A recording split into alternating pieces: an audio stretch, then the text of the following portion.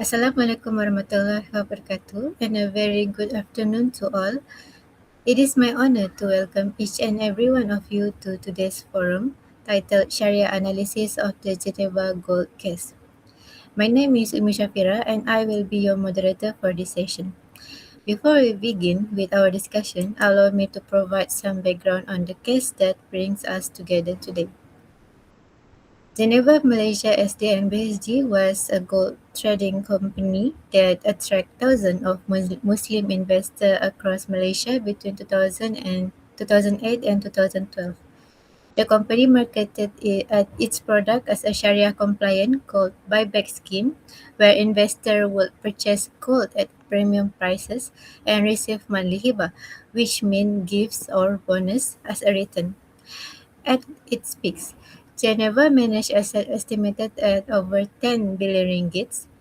However, in 2012, Bank Negara Malaysia and the police jointly raided Geneva's offices, freezing its assets and initiating investigation for operating an illegal deposit-taking scheme.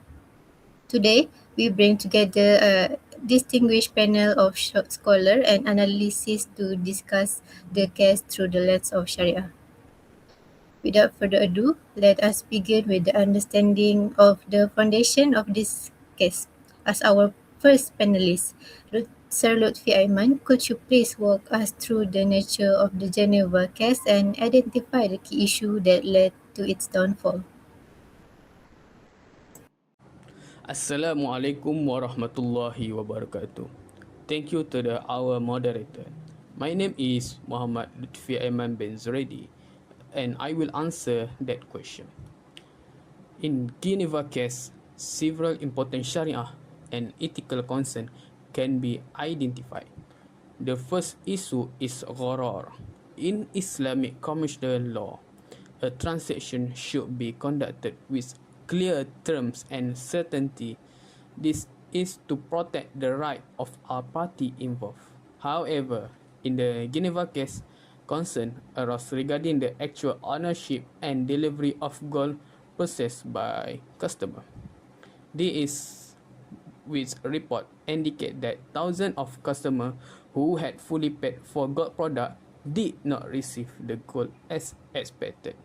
This situation create uncertainty regarding both, which is ownership and possession, which are important requirements in Islamic financial transaction. The second issue is potential misrepresentation and deceptive practice. The scheme was promoted as a gold investment opportunity while offering attractive monthly return and guarantee buyback arrangement. This feature attract many investors who are seeking stable and predictable income. From a Sharia perspective, financial transaction must based on honesty, transparency, and full disclosure of risk. Therefore, any investment structure that create unrealistic expectation among investors deserve carefully security.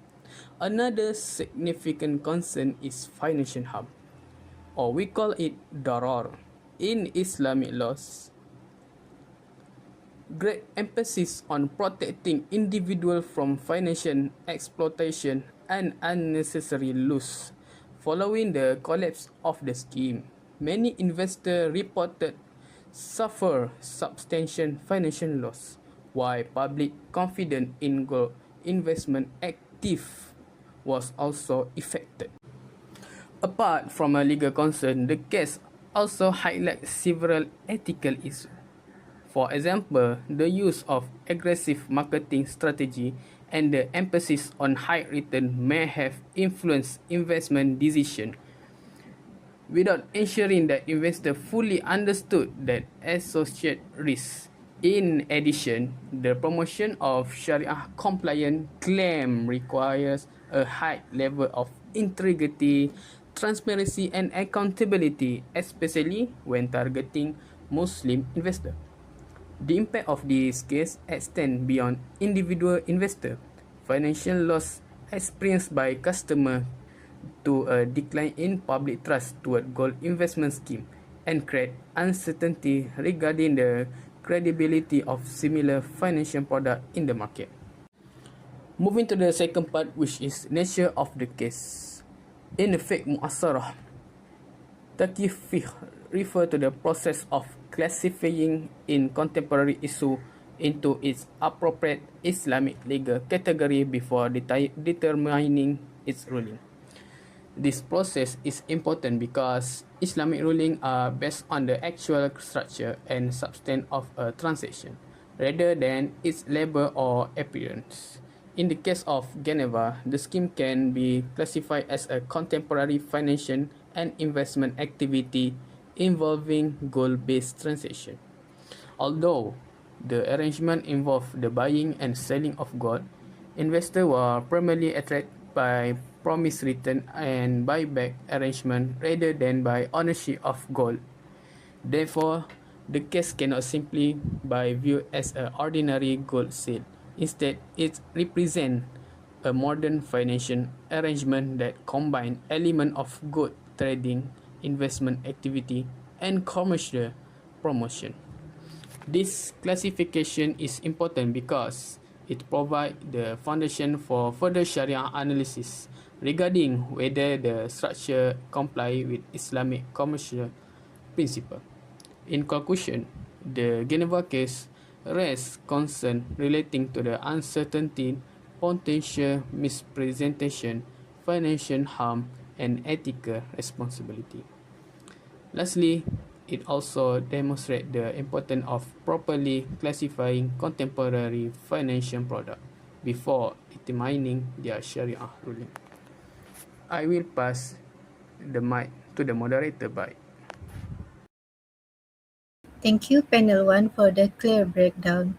Now that we have identified the key issues, Panel 2, Ms. Umu Safira, could you please take us deeper into the structural analysis and identify the specifically Sharia issues involved?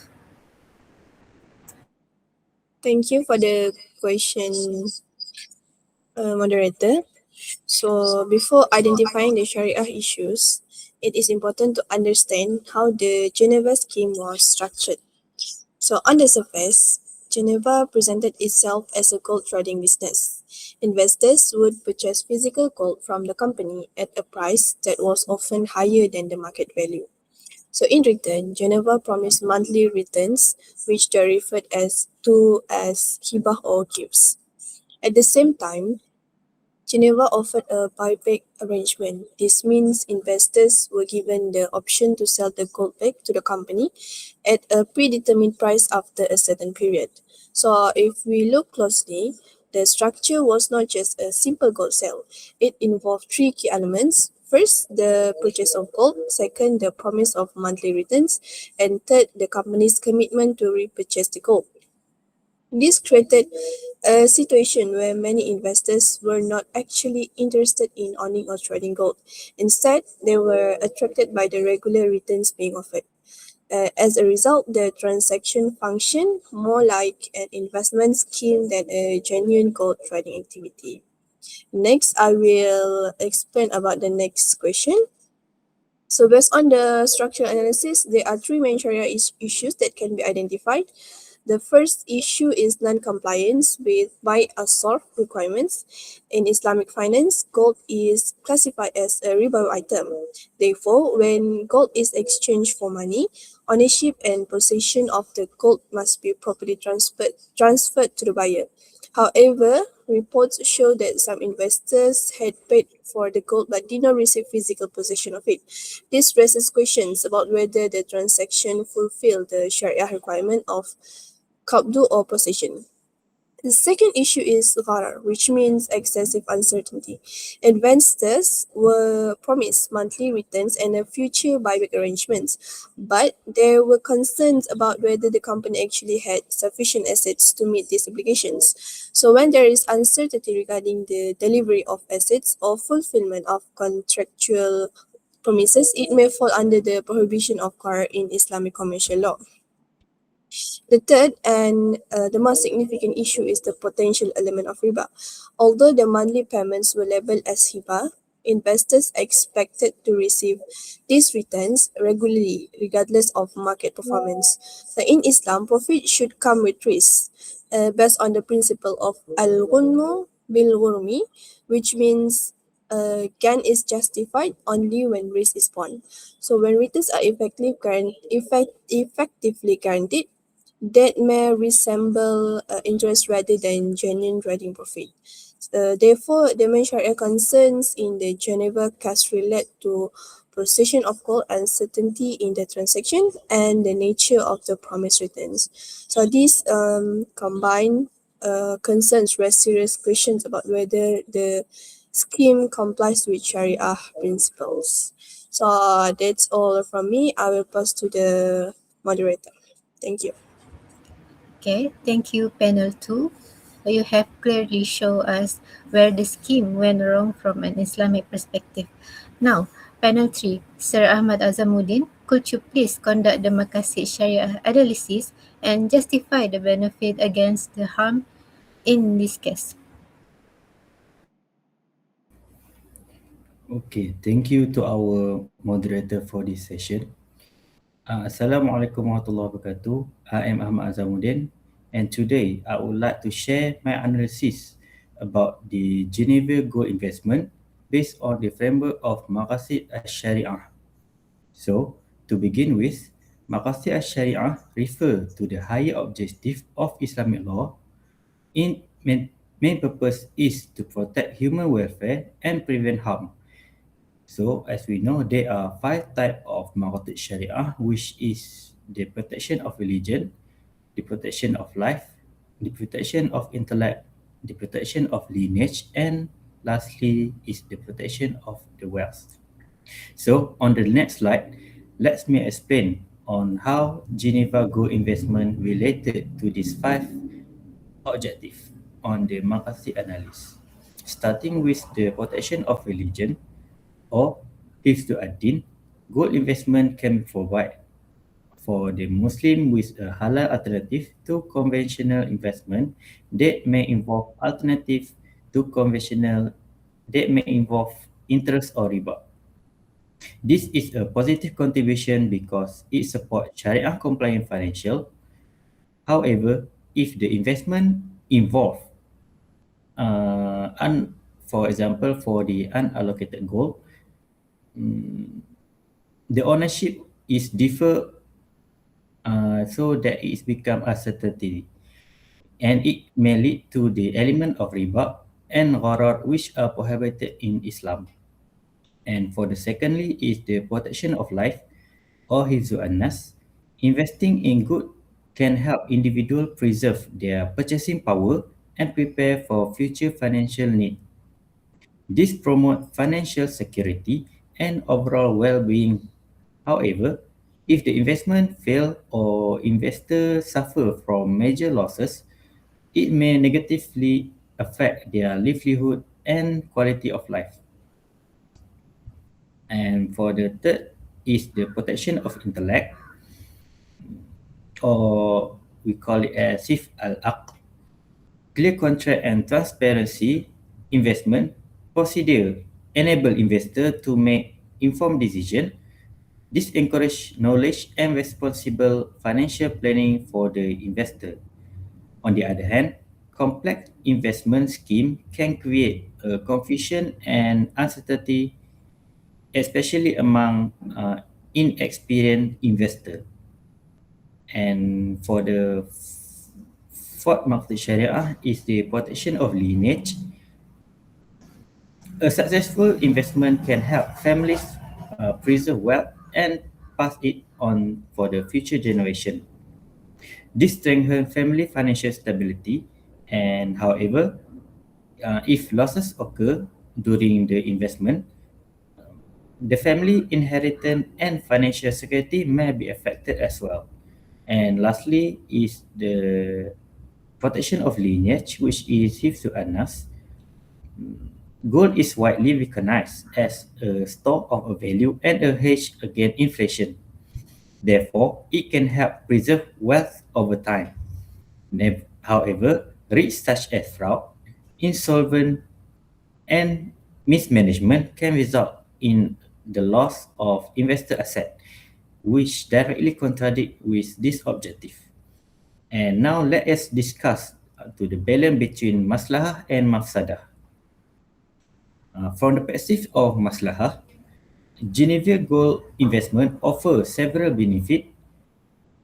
It's helped by protect wealth from inflation, provide a halal investment alternative, and encourage saving for the investor. It may also contribute to the economic stability when conducted according to the Shariah principle. However, there are also potential mafsadah or harm, which means that, for the example, for the unallocated gold account may involve uncertainty because investors do not possess the direct ownership of the physical gold. There are also risks of fraud, excessive speculation, and non-compliance with the Sharia requirement. If it is not properly regulated, this issue may harm both investor and society as the whole. Though, to conclude that the Geneva Good Investment has the potential to achieve the objective of Maqasid Sharia, particularly in preserving with the West and supporting halal financial activity. However, the investment must be carefully structured and monitored to ensure that the benefit outweighs the harm and that all the transactions remain fully compliant with the Islamic principle. Thank you, and I look forward to any. And I pass back to the our moderator. Okay. Thank you, Panel 3, for that comprehensive Makasit analysis. Uh, Panel 4, Ms. Sharifah Nurdana Izzati, considering that has been discussed, what is the hukum on participating in scheme like Geneva, and what the contextual factor should Muslim consider when evaluating gold investment opportunity? Okay, thank you, Ms. Umi Shafira, moderator. Okay, so for the contextual consideration, okay, so firstly, the Geneva gold investment case should be understood within the Malaysian context, where many Muslims view gold as a safe and reliable investment, especially during this economic uncertainty. But however, in Islamic finance, Sharia compliance does not depend just on the product itself, but also on how the transaction is conducted. In fact, gold transaction must fulfill the requirements of ownership, possession, which is transparency, and also certainty. Otherwise, they may involve horror, which expose investor to financial risk. Okay, so furthermore, the Geneva case remains relevant today because similar investment schemes continue to arise or appear. So this shows that many investors still lack sufficient knowledge of Sharia principle and may be influenced by misleading advertisement and promise of high returns. So therefore, investor awareness, financial literacy, and also effective regulatory oversight are very essential to protect this kind of mindset of the society. So next, regarding to the ruling or hukum of this Geneva case, the Muzakarah Committee of the National Council for Islamic Religious Affairs Malaysia has declared that the Geneva case scheme is haram in 2012. It is because the scheme contained elements prohibited in Islamic finance, which is uncertainty, which is horror, and then possible riba, fixed returns, and also misleading investment practices. It is also actually contradicted with the Maqasid al-Shariah objective of wealth preservation, like previous panel have mentioned, which is Hifzu al-Mal, which is aims to protect people from financial harm and fraud. So this ruling is actually have been supported by this legal maxim, which is al darar yuzal, meaning that harm must be eliminated, and also the property principle, which is in hadith la darar wala dirar, meaning that there should be neither harm nor reciprocating harm. So, therefore, participation in investment schemes that involve uncertainty and also potential financial harm is actually prohibited in Sharia. So, that is for my contextual consideration, and I will pass to the moderator back. Thank you, Panel 4, for that clear and well-grounding ruling. Before we end our discussion, I would like you to give a brief discussion on some point that our audience may be wondering about.